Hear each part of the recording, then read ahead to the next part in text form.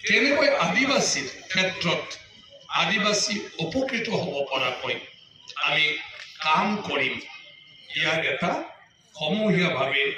এই মহাসভাত সিদ্ধান্ত লোৱাৰ প্ৰয়োজন আছে গতিকে সকলো ইয়াত স্কলাৰ আহিছে এই বিষয়ৰ ওপৰত জ্ঞান থকা বিশেষ ব্যক্তি আহিছে ইয়াৰ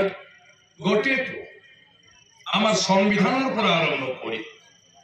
বিভিন্ন জীৱৰ বৰ্তমান আইন কানুন নিয়ম নীতিৰ লগত জড়িত এই বিষয়বিলাক নিশ্চয় মই ভাবো এই ডেলিগেটৰ আলোচনা কৰাৰ সময়ত আমন্ত্ৰিত যিসকল স্কলাৰ ব্যক্তি আছে তেওঁলোকে ভালদৰে আমাক আভাস দিব পাৰিছে আৰু ইয়াৰ পিছত সেইটো লৈ ফালে আমি কেনেকৈ আগবাঢ়িব লাগিব নিশ্চয় এইখিনি আইডিয়া আমাৰ সকলো নেতাসকলে আমাৰ কাৰ্যকৰ্তাসকলে বিজেপি হোৱাৰ কাৰণে কাৰ্যকৰ্তা আহি থাকিব অলপ হলেও আমি মানে অনুভৱ কৰিব পাৰিছো আইডিয়া কৰিব পাৰিছো ইয়ে খুবেই ভাল গতিকে আমি যদি জাতিক ভাল পাওঁ জাতি হিচাপে যদি আমি জীয়াই থাকিব লাগে আনৰ মাজত সমান এটা ষ্টেণ্ডাৰ্ড লৈ পেলাই যদি আমি চলিব লাগে তেতিয়াহ'লে আমাৰ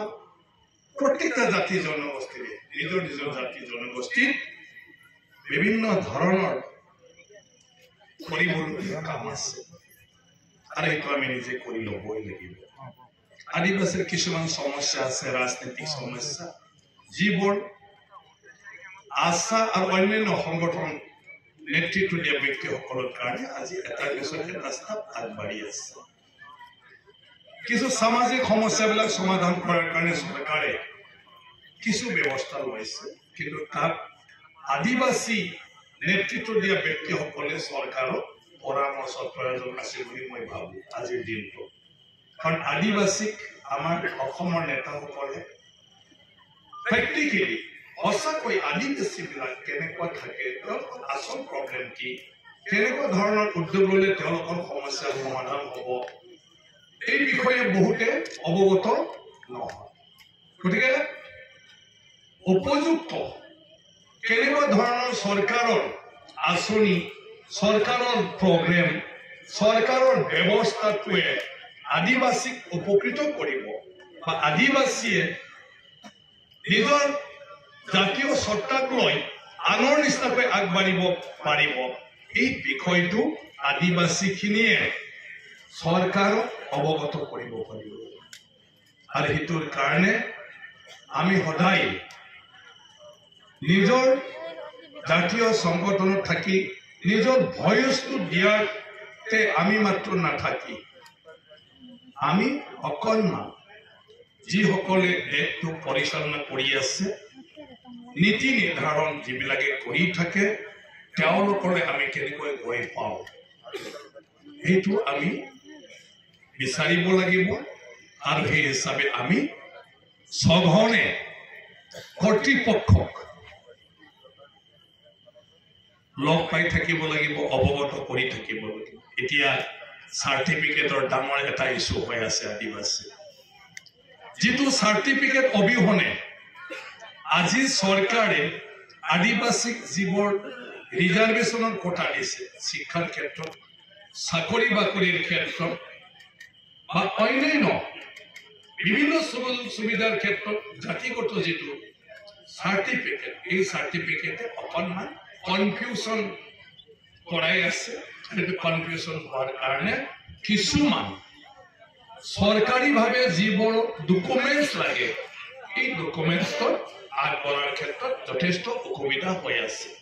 আৰু যিটো বিষয়ত মুখ্যমন্ত্ৰী অৱগত আলোচনাও কৰি আছে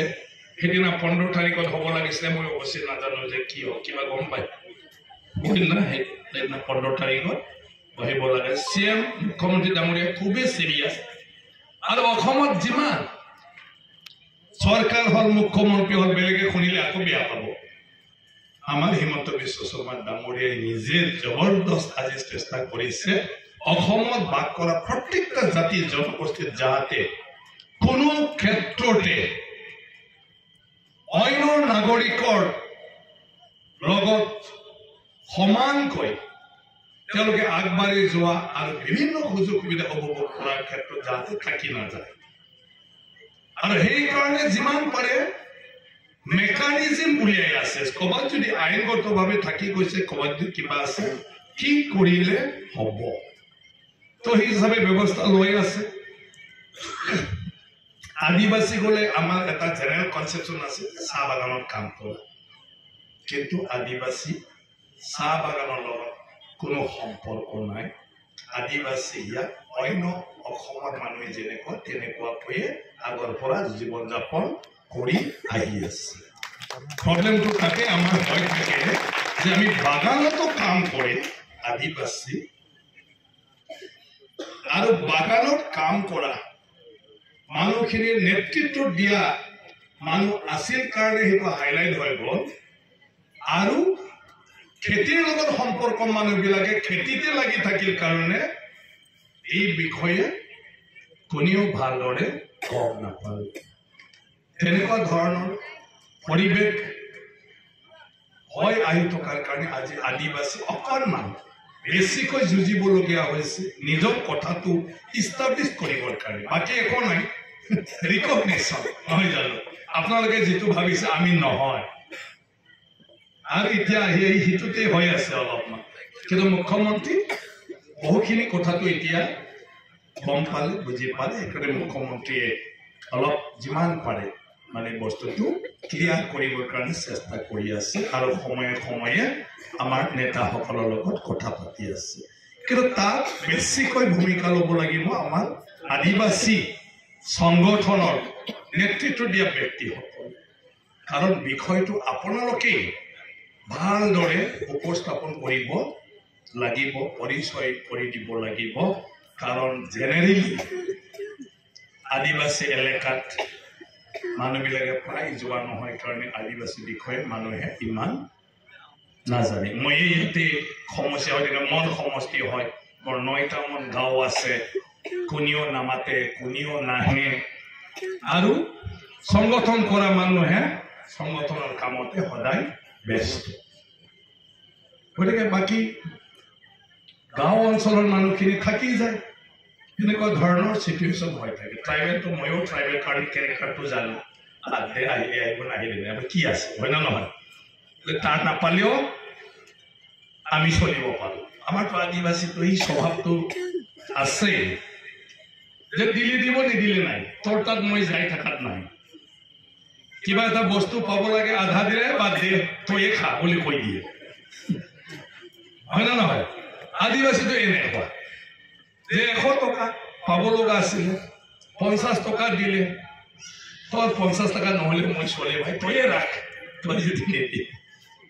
কিন্তু বেলেগ জাতিয়ে কি করে 50 তো লৈ আহি আৰু নেক্সট দিন আহি এই নচলিবৰে আৰু দি আৰু 50 তো দিয়াৰ পিছত এই শৰ্ট হব আৰু পাৰিলে 20 টকা দি দিয়া মানুহজন উপায় নাই 100 টাকাত 120 টকা দিব লগা হয় আৰু আদিবাসী মানুহ হলে লাভ হয় যি দিব লাগে সেইটো দিব নালাগে কাৰণ আদিবাসী খমতে নলয় খমতে সেইটো আদিবাসী ক্যারেক্টার কোনবা আমাক জানক না জানক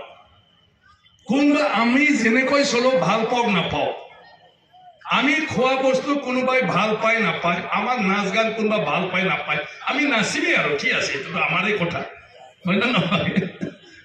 সেইটো হল আমার ক্যারেক্টার আর হেতুর কারণে বিভিন্ন পরিবেশ পরিস্থিতি যুগে যুগে হাজার বছৰৰ পিছত আদিবাসী যেনেকৈ আছে আজিও নিজৰ ভাষা কলা সংস্কৃতি লয় আজি জীয়াই আছে এইটো যদি চাওঁ আমি একচুয়ালি আমাৰ ক্যাৰেক্টাৰটো